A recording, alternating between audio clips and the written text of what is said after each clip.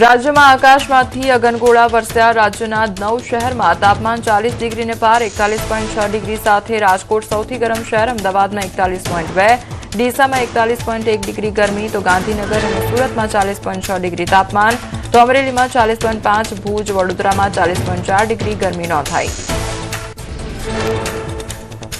2 દિવસ હીટવેવ મચાવશે હાહાકાર. ગરમીને લઈને હવામાન વિભાગની મોટી આગાહી. 2 દિવસ ગરમ અને સૂકા પવન ફૂંકાશે. સૌરાષ્ટ્ર, ઉત્તર ગુજરાત અને કચ્છના ભાગોમાં હીટવેવની આગાહી. અંગ દજાડતી ગરમીનો કહેર. માર્ચ માસના પ્રારંભથી જ સૂરજ દાદાનું જોવા મળ્યું આકરું રૂપ. મોટાભાગના વિસ્તારોમાં તાપમાનનો પારો 40 ડિગ્રીએ પહોંચ્યો.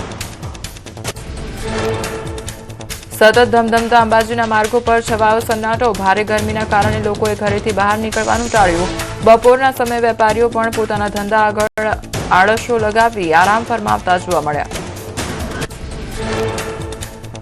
ઉનાળાની શરૂઆતમાં જ વલસાડના છીપવાડ વિસ્તારમાં પીગળ્યો રસ્તો. રાહદારીઓના ચપ્પલ અને વાહનોના ટાયર ચોંટી જતા હોવાના દ્રશ્યો આવ્યા સામે.